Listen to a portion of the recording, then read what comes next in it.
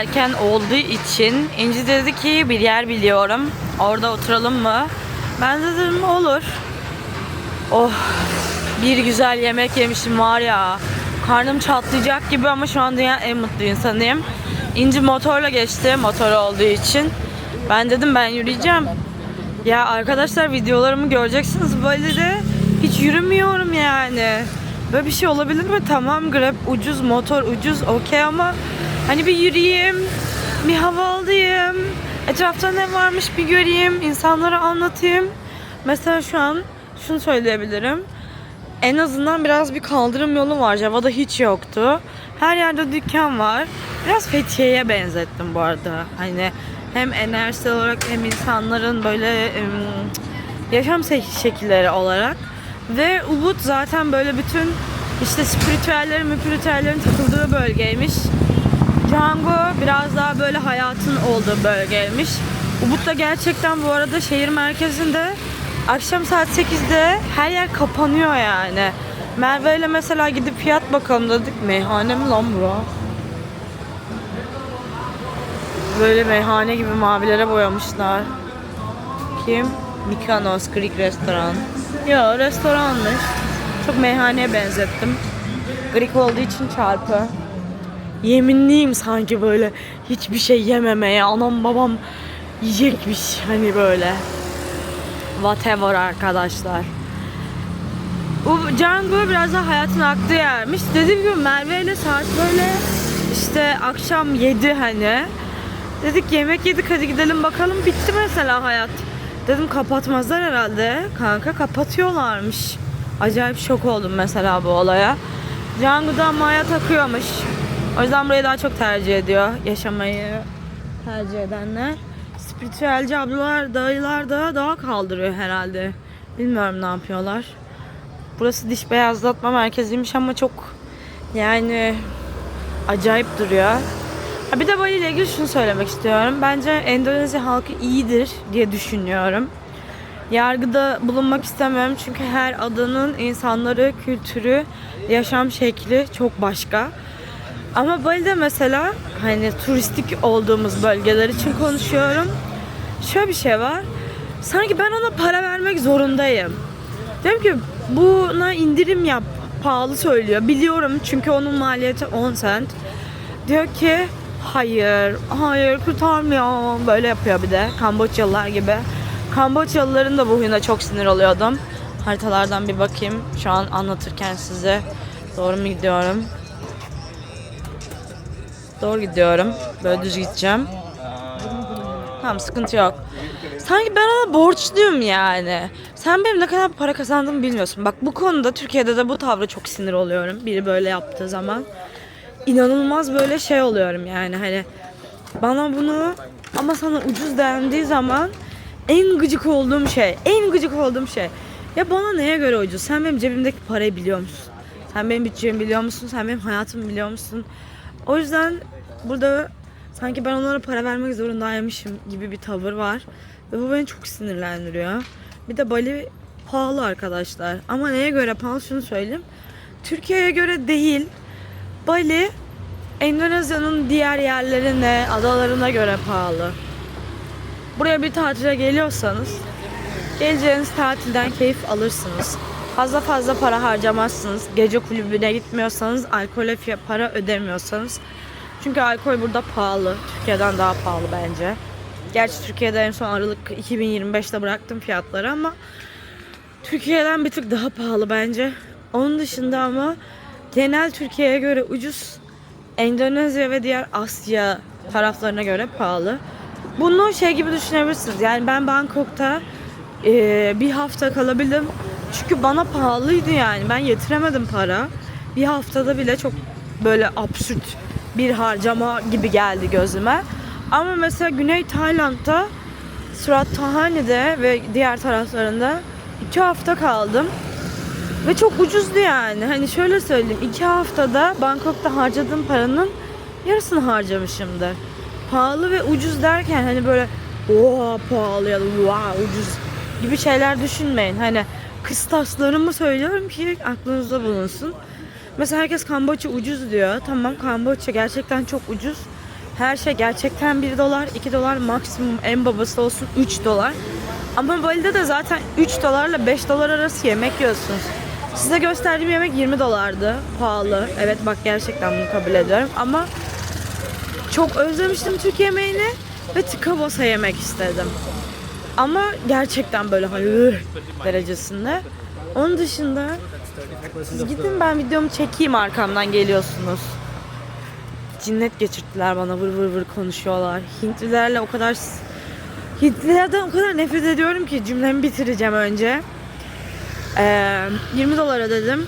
Yani kaç para yapmış oluyor? 10 dolar olsa 400'e 800 lira ödedim. Bu Türkiye ile aynı fiyat mı bilmiyorum. Ben en son giderken Türkiye ile aynı fiyattı diyebilirim size. Şöyle biraz etrafta göstereyim. Hediyelik medyelik var, yani dükkan var. Başka bir şey yok. Yürüyorum işte böyle.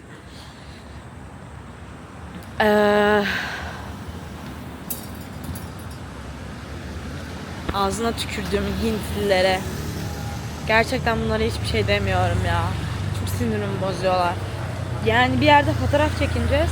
Böyle sıra oldular hepsi arkamıza. Dedim burası Hindistan değil, sakin olur musunuz lütfen? Yani bu tavır hiç hoş değil dedim, sustum. Çünkü kendi ülkelerinde huzurun olmadığından şikayet ediyorlar ama kendi ülkelerinde olmayan huzur kendileri kaçırıyorlar. Türkiye için de aynı bu arada. Türkiye'de kimse huzurun olmadığından şikayet ediyor ama birbirimizin huzurunu kaçırmaktan başka hiçbir şey yapmıyoruz ki. Burada Endonezya'da öyle mi? İnsanlar birbirinin hayatını kolaylaştırıyor. Birbirlerine iyi davranıyorlar. Yardım ediyorlar. Gülümsüyorlar. Birbirlerinin günlerini dinlerken gülümsüyorlar. Soru soruyorlar. Önemini hissettiriyorlar. Böyle. Geldim sayılır. Bayağı da vır vır vır konuşmuşum. Kendimi tebrik ederim. Özlemişim kamerayı açıp bir şeyler anlatmayı.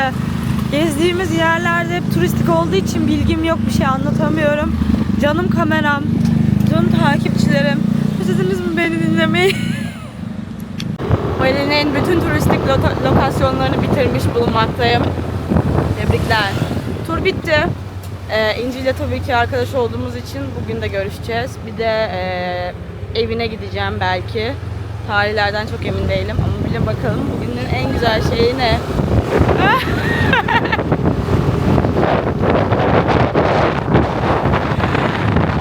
Bacım sürüyor bu iş ya, yapıyor bu sporu. İnci ile AVM'de buluşacağız. O da şu an önden çıktı. Ben diğer otele gidip check-in yapacağım. Neden otelleri ayırdık? Güzel haber. Kocam geliyor çünkü. Yes. Bugün mutlu günüm. Biraz planımız yoğun gibi. Yani bir sürü şey yapmak istiyorum. Pek çok farklı yerden davet de geldi. Bir de gidip vizeyi uzatmam lazım. Vizeyi uzatırken süreci anlatacağım çünkü hala biraz kafam karışık. Ne değildir bilemedim şu an, çözemedim açıkçası. Sadece şunu söyleyebilirim. Bir aydan uzun kalacaksanız Endonezya'da 30 dolar girişte vermeniz gerekiyor. Eğer bir aydan uzun kalmayacaksanız 30 dolar vermeyin. Eğer 30 dolar vermezseniz vizenizi uzatamıyorsunuz. Kesinlikle ülkeden çıkış yapmanız lazım. Böyle değişik bir sistem var. Böyle. Gidelim bakalım yeni otelimize. Bu arada Bali'de çok uzun kalmayacağım. Haberiniz olsun. Ama bilin bakın ne var. 30 Mayıs doğum günüm. Bununla ilgili bir plan yapmaya çalışıyorum. Çok güzel kutlamak istiyorum. Bu sene özel bir sene benim için. 29 bitiyor. 30'dan gün alıyorum. Geldim. Ama check-in saat 2'de ve erken check-in yapmama izin vermediler. Ben de bagajı bıraktım. Dedim yani gelirim sonra. Saat 7'ye kadar açıkmış.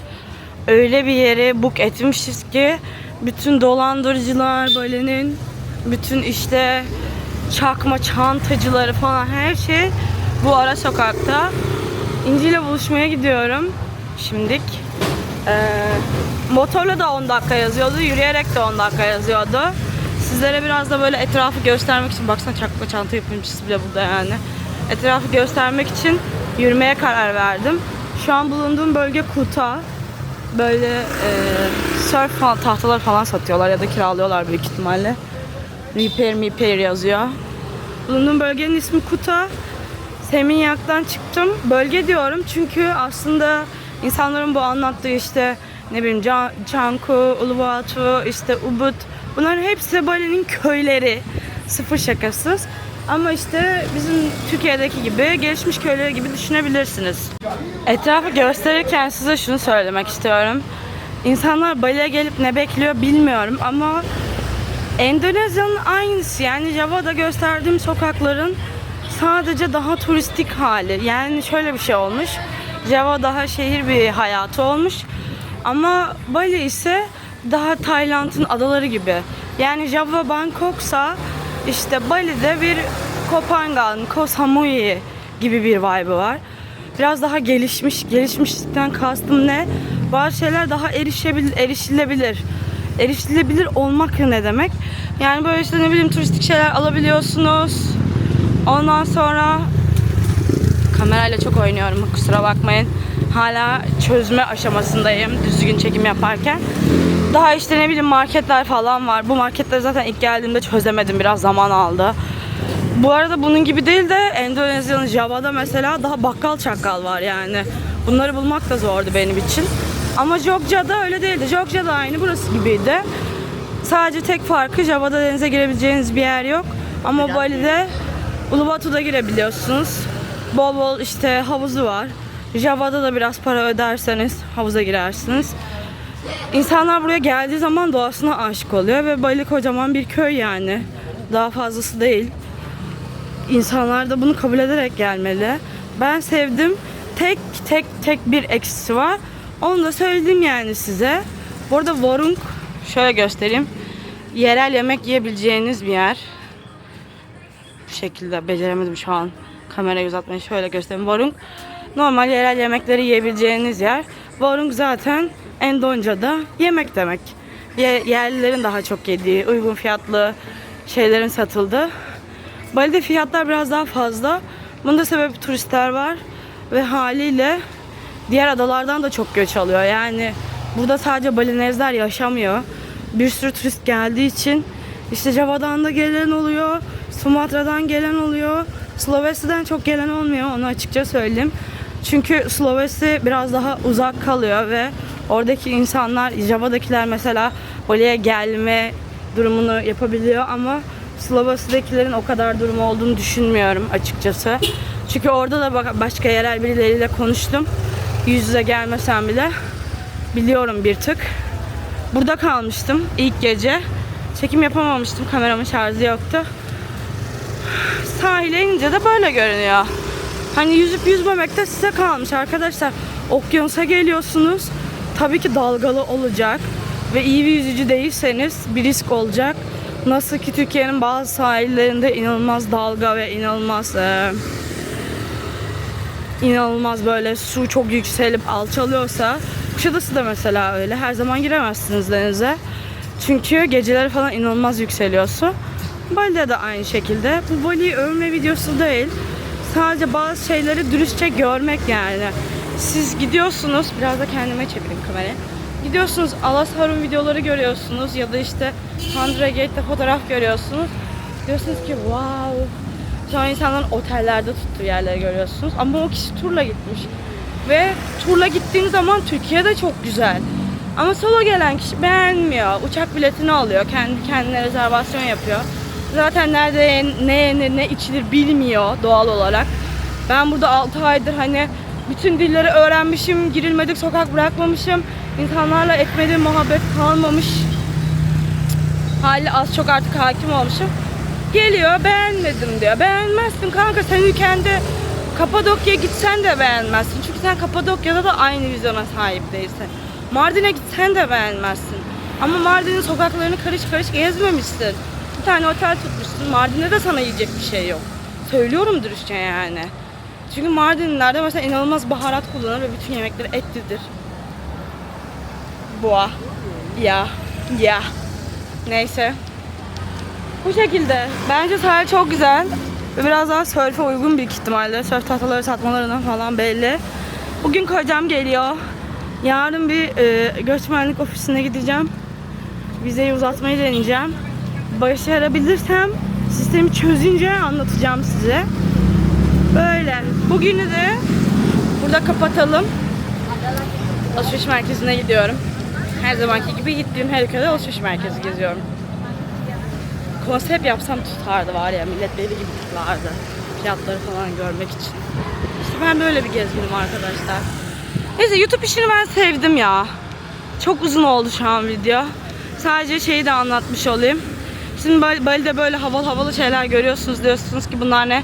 Her birinin özel anlamları var. Onları da başka bir videoda anlatacağım.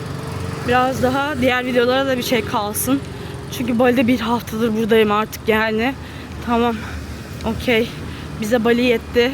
Siz de izlerken sıkılmayın. Çünkü turistik yerlerin arka planını gösteriyorum. Gerçek yüzünü gösteriyorum. Bunu da izlesin artık birileri. Yeter artık ya. Beni izlediğiniz için teşekkür ederim. Açık hava alışveriş merkezi böyle görünüyor. Bayağı beğendim. Yani ve sahile sıfır. Şimdi İnci'yi bekliyorum. Bir de bu vize uzatma işini çözdüm. Ayrı bir video çekip kısa bir video anlatacağım size. Normalde gelmiş olması lazım İnci'nin. Aynı anda çıktık yola ve bana 18 dakika demişti. Acaba yanlış bir yere mi döndü? Ne oldu? Neyse dur bakalım. Gelir birazdan. İncim gelmiş falan, bir yeri keşfe çıkmış çoktan.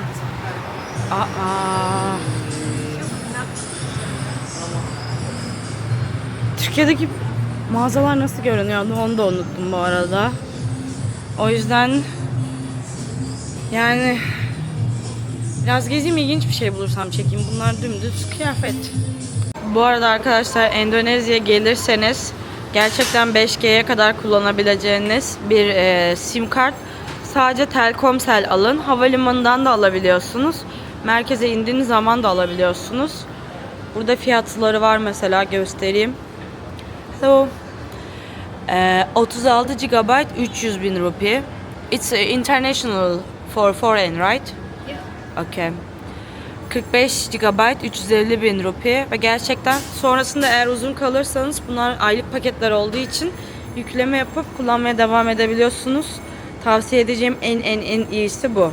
Otele dönüyorum. Otel alışveriş merkezine yürüyerek sadece 10 dakikaydı ve 2 kişi 2 gece 14 dolara tuttuk. Sahile de aynı şekilde, alışveriş merkezi 15 dakika, sahile 5 dakika. Sokaklar böyle görünüyor. Bunları tapınak sanmayın lütfen. Yeni yapılan oteller muhtemelen bu falan tamamlandığı zaman duvarlarını boyarlar böyle. Çünkü şey yapmışlar. Daha böyle street art, karalama falan. Yukarısı restoran büyük ihtimalle. Kocam gelince şöyle güzel bir yemek yeriz. Oh, çok yoruldum bugün. O mental olarak Bali'yi gezdim, her yerden de yoruldum arkadaşlar maalesef. Bir de şöyle bir şey var. Eğer böyle lokal yerden alırsanız söylediğim buydu işte. 30.000 rupi camel. Ama normal marketten alırsanız araya fark koyuyorlar. Herhalde kartla ödendiği için her seferinde farkı hatırlatmak yerine direkt fark alıyorlar.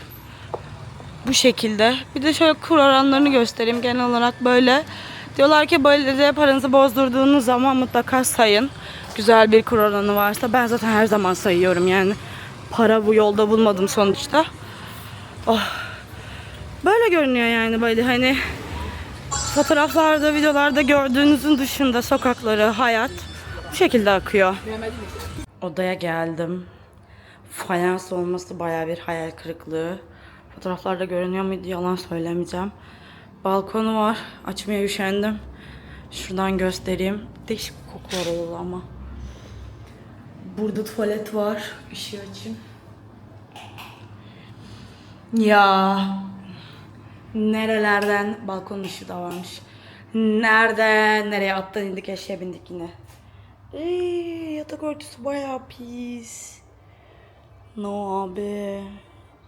Gideyim de söyleyeyim ya, yatak örtüsünü değiştirsinler ya odayı değiştirsinler. No. Ama o da okey ya bence. Yani diğer kaldığımız yerlere göre buraya 2 gece 2 kişi 11 dolar verdik. Daha ne olsun yani. Dedi bir de bu odayı gör. Beraber görelim. Şimdi bakıyoruz. Bu arada biraz Hintlilerin kaldığı bir otel galiba. Burası daha iyi kokuyor şu an. Yani bir tık daha iyi gibi sanki ya. Değil mi? Öteki çok rezil görünüyordu. Evet, kokmuyordu en azından. Eşyalarımı buraya taşıyayım. Oh. 2 gece 11'deler. Bu kadar. Yani en azından yatak çarşafı temiz değiştiler. Şükür. Yapacağız, başımızın üstüne koyacağız. Backpacker Özge geri döndü.